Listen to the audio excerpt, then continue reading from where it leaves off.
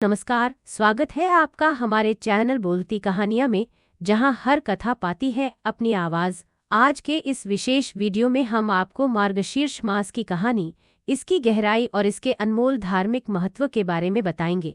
मार्गशीर्ष, जिसे तमिलनाडु में मार्गजी और कई जगहों पर अगहन भी कहा जाता है, हिंदू पंचांग के 9वें महीने में आता है और इसे सबसे पवित्र महीनों में से एक माना गया है। इस महीने की खासियत, मार्गशीर्ष गुरुवार व्रत का महत्व, इस व्रत की दिव्य कथा और इस पवित्र महीने के उत्सव का तरीका, यह सब हम आपको विस्तार से बताएंगे। आइए इस दिव्य मास की पवित्रता को समझें और इसके आध्यात्मिक महत्व में डूब जाएं। मार्गशीर्ष क्यों है शुभ? मार्गशीर्ष मास का महत्व बहुत गहरा और पवित्र है। इसे अगहन मास भी कहते हैं और यह हिंदू पंचांग का 9वां महीना होता है, जो आमतौर पर नवंबर के अंत या दिसंबर की शुरुआत से शुरू होता है। मार्गशीर्ष का विशेष महत्व इसलिए है क्योंकि इस मास का उल्लेख स्वयं भगवान श्री कृष्ण ने भगवद गीता में किया है।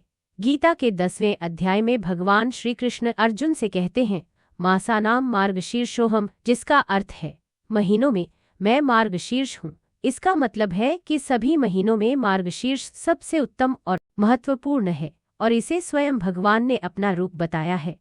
मार्गशीर्ष मास के दौरान यह माना जाता है कि संपूर्ण सृष्टि एक विशेष आध्यात्मिक ऊर्जा से भर जाती है।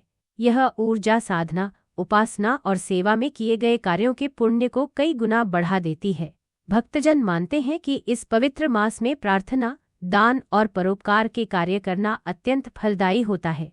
इस महीने का महत्व यह भी है कि इसे भक्ति, ज्ञान और धन प्राप्ति का समय माना गया है, जिसमें व्यक्ति भगवान की कृपा और मार्गदर्शन से अपने जीवन की दिशा को सुधार सकता है। मार्गशीर्ष गुरुवार का महत्व, मार्गशीर्ष मास में प्रत्येक गुरुवार का विशेष महत्व होता है और इसे मार्गशीर्ष गुरुवार के रूप में मनाया जाता है। मार्गशीर्ष गुरुवार को माँ लक्ष्मी की पूजा की जाती है, जो धन, ऐश्वर्य और समृद्धि की देवी मानी जाती हैं। गुरुवार का दिन गुरु ग्रह को समर्पित होता है, जो ज्ञान, समृद्धि और सौभाग्य का प्रतीक है। मार्गशीर्ष के गुरुवार को व्रत रखकर और माँ लक्ष्मी की आराधना करके भक्तजन विशेष आशीर्वाद प्राप्त कर सकते हैं। यह दिन उनके लिए बहुत महत्वपूर्ण है जो अपने जीवन में शांति, सौभाग्य और समृद्धि चाहते हैं। मार्गशीर्ष गुरुवार को लक्ष्मी व्रत रखने की परंपरा है। यह व्रत विशेष रूप से विवाहित महिलाएं अपने परिवार की सुख, समृद्धि और उन्नति के लिए करती हैं। मान्यता है कि इस व्रत को पूर्ण श्रद्धा और भक्ति से करने पर देवी लक्ष्मी अपने भक्तों पर कृपा बरसाती हैं। इसके अलावा इस व्रत को करने से पिछले जन्मों के नकारात्मक कर्मों का निवारण भी होता है और जीवन में सफलता प्राप्त होती है। इस व्रत को करने से देवी लक्ष्मी की कृपा से न केवल भौतिक धन बल्कि आध्यात्मिक शांति भी मिलती है। मार्गशीर्ष लक्ष्मी व्रत कैसे करें?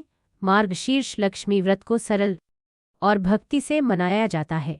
यह व्रत माँ लक्ष्मी के आशीर्वाद की प्राप्ति के लिए अत्यंत महत्वपूर्ण है। यहाँ परंपरागत रूप से इस व्रत को करने की विधि बताई गई है। व्रत के दिन प्रातःकाल उठकर घर की साफ सफाई करें। दरवाजे पर सुंदर रंगोली बनाएं, क्योंकि ऐसा माना जाता है कि इससे सकारात्मक ऊर्जा घर में आती है और माँ लक्ष्मी का स्वागत होता है। भक्तजन स्नान करके स्वच्छ सफेद या पीले वस्त्र धारण करते हैं, जो की पवित्रता और शुभता का प्रतीक है। एक स्वच्छ स्थान पर माँ लक्ष्मी की मूर्ति या चित्र को रखें और उन्हें ताजे फूलों, धूप, दीपक और फल से सजाएं। माँ लक्ष्मी को विशेष रूप से कमल का फूल अर्पित करना शुभ माना जाता है, क्योंकि कमल पवित्रता का प्रतीक है। व्रत की कथा का पाठ करें। यह कथा भक्ति और विश्वास की शक्ति को समझाने के साथ साथ माँ लक्ष्मी की कृपा प्राप्त करने का मार्ग दिखाती है। व्रत के दिन उपवास रखें। कई भक्त केवल फलाहार करते हैं और कुछ साधारण भोजन ग्रहण करते हैं। भक्तजन अपने दिन की शुरुआत माँ लक्ष्मी की प्रार्थना से करते हैं और उपवास में रहते हैं। दिन के अंत में माँ लक्ष्मी की आरती करें और प्रसाद वितरित करें। प्रसाद के रूप में मिठाई या फल वितरित करना देवी का आशीर्वाद प्राप्त करने का प्रतीक होता है। लक्ष्मी व्रत कथा, श्रद्धा और आशीर्वाद की पवित्र कहानी। श्री महालक्ष्मी के अनेकों रूप और नाम हैं। वे हमें हर स्थान और हर रूप में मिलती हैं। वे कभी छाया बनकर हमारे जीवन में ठंडक लाती हैं, कभी शक्ति बनकर हमें कठिन समय में सहारा देती हैं, तो कभी दया और शांति का स्वरूप बनकर हमारे जीवन में संतोष का आशीर्वाद देती हैं। कैलाश पर्वत पर वे पार्वती, क्षीर सागर में सिंधु कन्या, स्वर्ग में महालक्ष्मी, वृंदावन में रासेश्वरी और हर घर में गृहलक्ष्मी के रूप में निवास करती हैं। यह कथा द्वापर युग के सौराष्ट्र देश की है, जहाँ भद्रश्रवा नामक पराक्रमी राजा राज्य करते थे। 4 वेद, 6 शास्त्र और 18 पुराणों के ज्ञाता राजा भद्रश्रवा और उनकी पतिव्रता रानी सुरचंद्रिका एक ऐश्वर्यपूर्ण जीवन बिता रहे थे। उनके 7 पुत्र और एक सुंदर कन्या श्यामबाला थी, जिसे अपने गुणों और सुंदरता के कारण सभी प्रेम करते थे। महालक्ष्मी माता का मन हुआ कि वे राजा भद्रश्रवा के महल में निवास करें ताकि उनका वैभव और बढ़े और प्रजा को अधिक सुख मिले। माता ने सोचा कि यदि वे किसी गरीब के घर जाती तो वह व्यक्ति केवल अपने स्वार्थ के लिए धन का उपयोग करेगा। इस विचार से महालक्ष्मी माता ने एक बूढ़ी ब्राह्मण स्त्री का रूप धारण किया और रानी के महल के द्वार पर पहुंची। रानी के महल की एक दासी ने उन्हें देखा और उनके तेज को पहचानते हुए नाम, काम, धर्म आदि पूछे। वृद्ध ब्राह्मणी के रूप में माता ने कहा, मेरा नाम कमला है, मेरे पति का नाम भुवनेश है और हम द्वारका में रहते हैं। मैं तुम्हारी रानी को उसके पिछले जन्म की याद दिलाने आई हूँ, जहाँ वह एक गरीब वैश्य की पत्नी थी। उसकी दुर्दशा पर मुझे दया आई और मैंने उसे श्री महालक्ष्मी व्रत की महिमा सुनाई। व्रत के प्रभाव से उसकी गरीबी दूर हुई और वह सुख संपत्ति से भर गई। इस जन्म में वह राजरानी तो बनी है, लेकिन महालक्ष्मी का व्रत करना भूल गई है। दासी ने रानी को यह बात बताई, परंतु रानी को अपने ऐश्वर्य का बहुत घमंड था। उन्होंने माता लक्ष्मी को पहचानने में गलती की और क्रोध में आकर वृद्धा के रूप में आई लक्ष्मी माता का अपमान कर दिया। यह देखकर माता ने वहां से प्रस्थान करना उचित समझा। रास्ते में माता की मुलाकात राजकुमारी श्यामबाला से हुई, जिसने अपनी ओर से क्षमा मांगी और माता से श्री महालक्ष्मी व्रत के बारे में जानने की इच्छा प्रकट की। माता ने उसे व्रत की विधि बताई और मार्गशीर्ष के गुरुवार को व्रत करने का संकल्प दिलाया। श्यामबाला ने श्रद्धा और भक्ति के साथ श्री महालक्ष्मी का व्रत किया। फलस्वरूप उसका विवाह सिद्धेश्वर नामक राजा के पुत्र मालाधर से हुआ और वह धन संपत्ति तथा वैभव से परिपूर्ण हो गई। सुराल में वह सुख शांति से अपना जीवन बिताने लगी। दूसरी ओर श्री महालक्ष्मी माता के प्रकोप से राजा और रानी का राजपाट धीरे धीरे नष्ट होने लगा। संपत्ति, वैभव और राज्य की समृद्धि घटती गई और जल्द ही दोनों को भोजन के भी लाले पड़ने लगे।